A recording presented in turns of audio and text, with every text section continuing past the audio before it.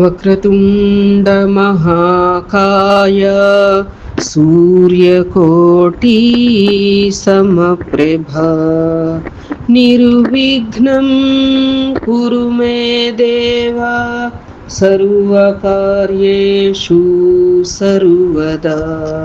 గురు బ్రహ్మా గురుర్విష్ణు గురుర్దేవో మహేశ్వరః. గురు సాక్షాత్ పరబ్రహ్మ తస్మై శ్రీ గురవే నమః. శరదా శరదాంభోజ వదనా వదనాంబుజే సర్వదా సర్వదాస్మాకం సన్నిధిః సన్నిధిం క్రియాత్. శాంతాకారం భుజగశయనం పద్మనాభం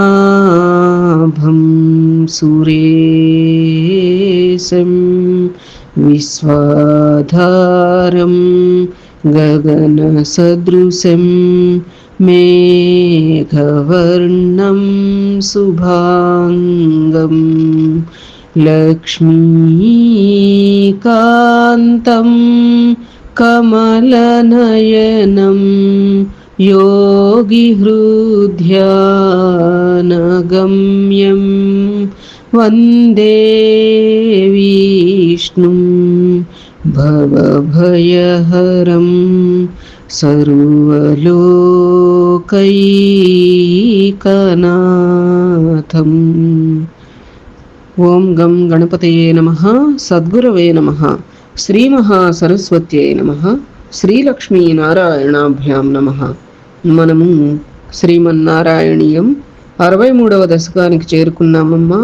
62వ దశకం పరంగా మనం ఇంద్రయాగ నివారణం అనేటువంటి అంశం రీత్యా ఆ యొక్క ఇంద్రుని యొక్క గర్వమణచటానికి అన్నట్లుగా ఇంద్రయాగాన్ని నందుడు మొదలైనటువంటి గోపాలకులందరూ కూడా సంకల్పిస్తే వద్దని వారించి ఆ బదులు అందరికీ కూడా రక్షణనిచ్చేటువంటిది అయినటువంటి ఆ యొక్క గోవర్ధనగిరిని, అంతేకాక భూమి మీద నడయాడే దేవతలైనటువంటి బ్రాహ్మణులని కూడా పూజిస్తే సరిపోతుంది అని సూచించిన పిదప వారంతా కూడా ఆ ప్రకారంగానే చేసేటప్పటికీ మరి ఇంద్రుడికి ఎంతో కోపం రావటం, ఈ యొక్క పరమాత్మ యొక్క శక్తి తెలిసిన వాడైనప్పటికీ కూడా మానవుడై పుట్టిన తర్వాత దేవతలను అవమానించటం అనేది కాని పని, చేయకూడదట్లా అని చెప్పి అనుకుని ఆ యొక్క గోపాలని సంపదనంతయు కూడా నాశనం చేస్తాను అని తలంచి ఇంద్రుడు ఆ యొక్క భగవంతుడినే జయించటానికి పూనుకోవటం మొదలైనటువంటి అంశాలు చెప్పుకున్నాం. నేటి దశకం రీత్యా మనం గోవర్ధనోద్ధరణం అనేటువంటి అంశం చెప్పుకోవడానికి ప్రయత్నం చేద్దాం. శ్రీరామ జయ రామ జయ జయ రామ. శ్రీలక్ష్మీ నారాయణాభ్యాం నమః.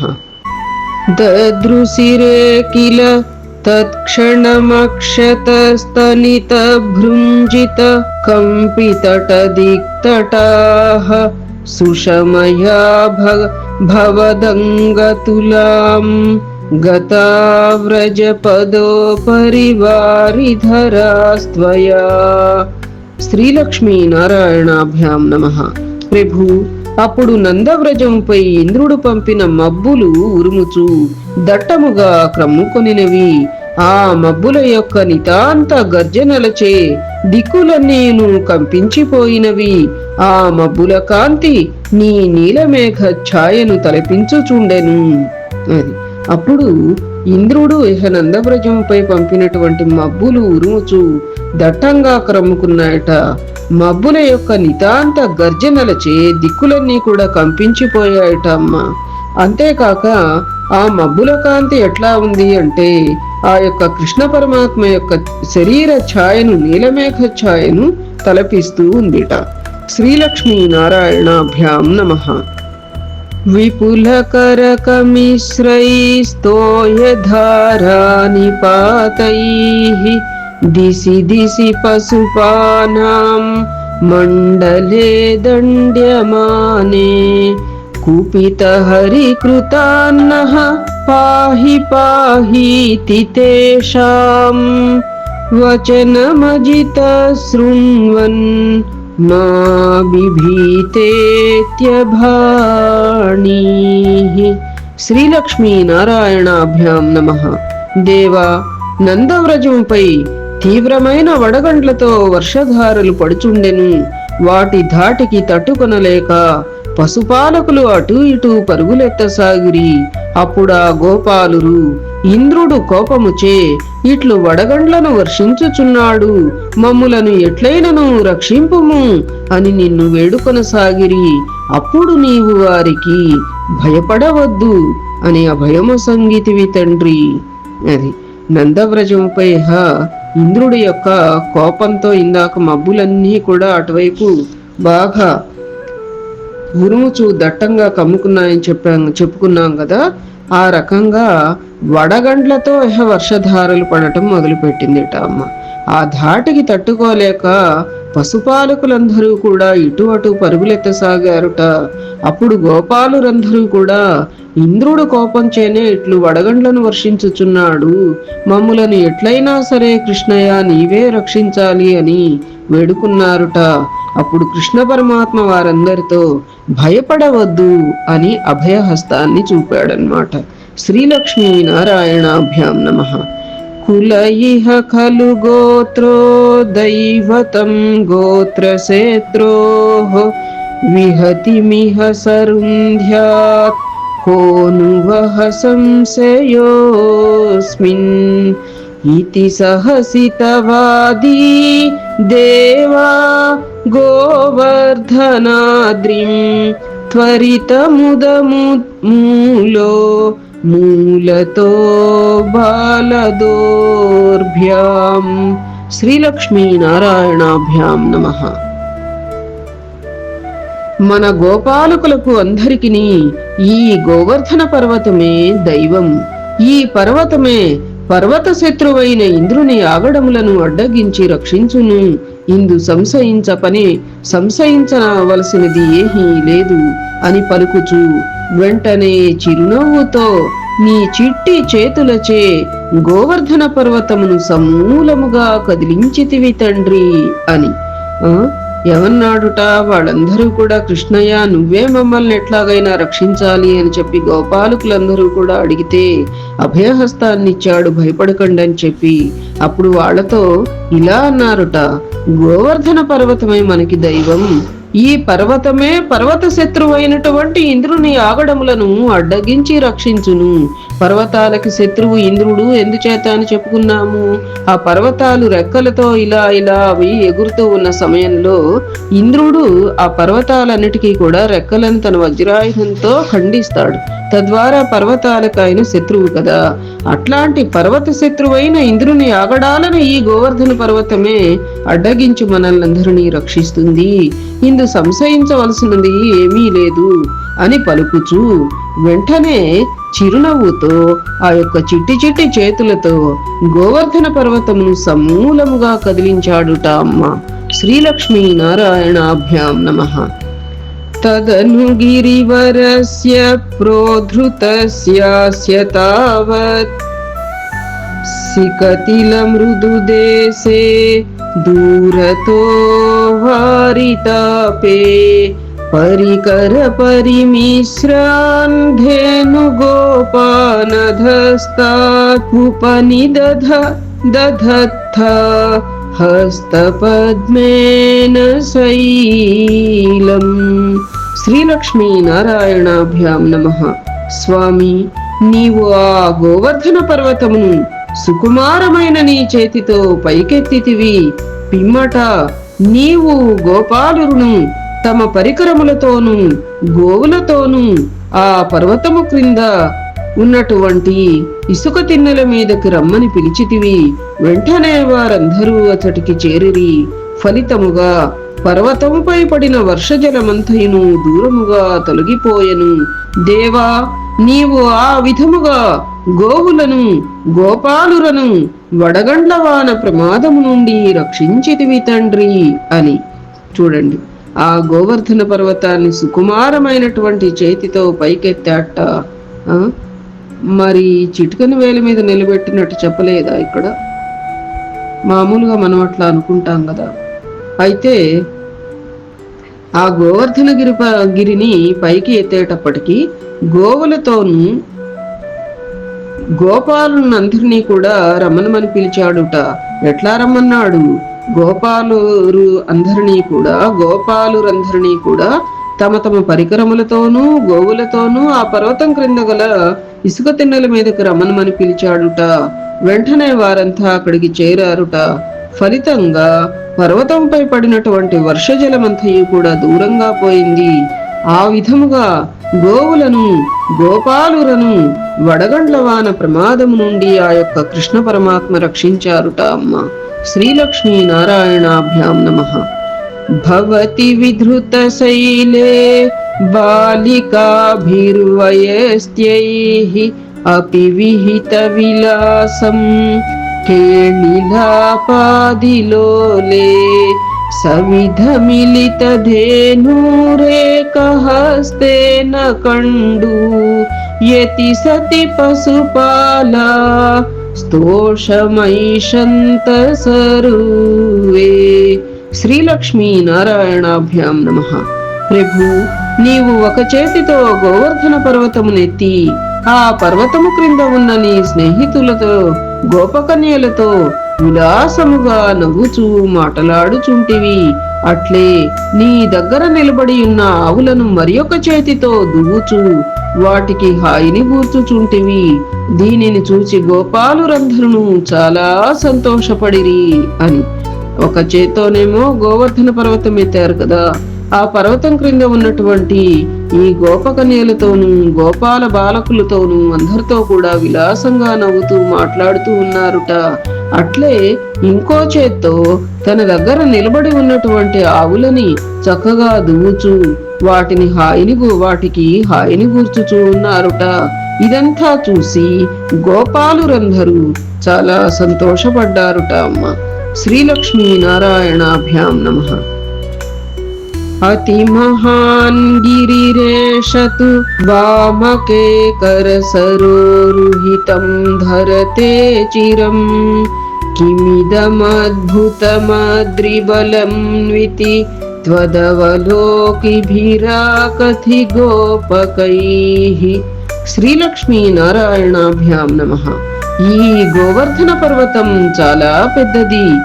ఈ బాలకుడు ఈ మహాపర్వతము తన ఎడమ చేతిచే అవలీలగా ఎత్తి పట్టుకొనెను. ఇది చాలా అద్భుతమైన విషయం. ఇది అంతయు గోవర్ధనగిరి యొక్క ప్రభావమే కాబోలు అని నిన్ను చూచుచూ నందుడు మొదలైన వారు విస్మయోచనములను పలికిరి. అది వాళ్ళేమనుకుంటున్నారో చూడండి. నందుడు మొదలైనటువంటి వారంతా కూడా ఇప్పుడు కృష్ణయ్య ఈ గోవర్ధనగిరియే మనకి చక్కగా రక్షణ కలిగిస్తుంది, ఈ పర్వతమే మనకి దైవం అని చెప్పి అన్నారు కదా. అందుకని ఆ గోవర్ధనగిరి ప్రభావం చేతనే ఇంత బాలకుడైనటువంటి ఈ కృష్ణయ్య మహాపర్వతాన్ని ఇలా అవలీలగా ఎడం చేతితో ఎత్తి పట్టుకున్నాడు కాబోలు. ఇది చాలా అద్భుతమైన విషయం. ఈ యొక్క గోవర్ధనగిరి యొక్క ప్రభావం చాలా విశేషమైందన్నమాట అని అనుకుంటున్నారుట వాళ్ళు. శ్రీలక్ష్మీ నారాయణాభ్యాం నమః. అహహధార్ణ్యమముష్య వటోర్గిరిం వ్యథిత బాహురసావరోపయేత్ ఇతి హరిస్త్వయి బద్ధ విగర్హణో దివస సప్తకముగ్రమవర్షయేత్. శ్రీలక్ష్మీ నారాయణాభ్యాం నమః. ఈ చిన్న పిల్లవాని యొక్క దుస్సాహసం మిన్నగా ఉన్నది. చేయి నెప్పి పుట్టగానే ఈతడు ఈ పర్వతమును క్రింద పడవేయును అని దేవేంద్రుడు నీ శక్తి సామర్థ్యములను తక్కువగా ఊహించుచు 7 దినముల పాటు భయంకర వర్షమును కురిపించెను అని. ఇంత చిన్న పిల్లవాడు, వీడి దుస్సాహసం చాలా మిన్నగా ఉంది. ఎటు చేయి నొప్పి పుడుతుంది, ఆ చేయి నొప్పి పుట్టంగానే ఆ పర్వతాన్ని కింద పడేస్తాడు అని చెప్పి దేవేంద్రుడుట ఆ యొక్క పరమాత్ముని యొక్క శక్తి సామర్థ్యాలను తక్కువగా ఊహిస్తూ 7 దినాల పాటు భయంకర వర్షాన్ని కురిపించారుట. శ్రీలక్ష్మీనారాయణాభ్యాం నమః. అచలతి త్వయి దేవా పదాత్ పదం గలిత సర్వజలే చ ఘనోత్కరే అపహృతే మరుతా మరుతాం పతిస్త్వదభిశంకితధీః సముపాద్రవత్. శ్రీలక్ష్మీనారాయణాభ్యాం నమః. స్వామి, నీవు గోవర్ధన పర్వతము నెత్తి పట్టుకుని ఒక్క అడుగైనను కదల్పక్క స్థిరముగా నిలిచియుంటివి. బాగుగా వర్షించిన పిమ్మట నీరంతయు అయిపోవుట వలన తేలికగా ఉన్న ఆ మేఘములు గాలికి కొట్టుకొని పోయెను. అంతట వర్షమాగిపోయెను. అప్పుడు ఇంద్రుడు నీ మహిమకు భయపడి నీ దగ్గరకు పరిగెత్తుకుని వచ్చెను అని. అంత గోవర్ధన పర్వతాన్ని ఎత్తిపట్టుకుని ఒక్క అడుగు కూడా కదల్చకుండా స్థిరంగా ఉన్నాడుట ఆ పరమాత్మ. బాగా వర్షించి వర్షించి నీరంతయు కూడా ఇంకిపోయి ఇహ మేఘాలన్నీ కూడా గాలి కొట్టుకుపోయినాయట, అంటే మబ్బులు ఊడిపోయాయని చెప్పి అంతట వర్షం ఆగిపోయిందిట. అప్పుడు ఇంద్రుడు ఆ యొక్క పరమాత్మ మహిమకు భయపడి వారి దగ్గరకు పరిగెత్తుకుని వచ్చాడుట. శ్రీలక్ష్మీ నారాయణాభ్యాం నమః. శమముపేయుషి వర్షభరే తదా పశుపధేనుకులే చ వినిర్గతే భువి విభో సముపాహిత భూధరః ప్రముదితైః పశుపైః పరిరేభిషే. శ్రీలక్ష్మీ నారాయణాభ్యాం నమః. ప్రభు, వారము దినముల తరువాత వర్షమంతయు ఆగిపోయెను. అప్పుడు గోపాలురు ఆవులు అన్నియు పర్వతము క్రింద నుండి బయటకు వచ్చినవి. ఆ సమయమున గోవర్ధన పర్వతమును నీవు భూమిపై యథాపూర్వముగా ఉంచగా నీ తోడి గోపాల బాలకులందరూ నిన్ను సంతోషముతో కౌగలించుకొనిరి తండ్రి అని. వారం దినాల తర్వాత, వారం రోజుల తర్వాత వర్షమంతా ఆగిపోయిందిట. అప్పుడు గోపాలురు ఆవులు అన్ని పర్వతం క్రింద నుండి బయటకొచ్చాయట అమ్మ. ఆ సమయమున గోవర్ధన పర్వతాన్ని భూమిపై ఆ యొక్క కృష్ణ పరమాత్మ యథాపూర్వంగా దాని స్థలంలో ఉంచగా తోటి గోపాల బాలకులందరూ కూడా సంతోషముతో ఆ యొక్క పరమాత్మను కౌగలించుకున్నారుట.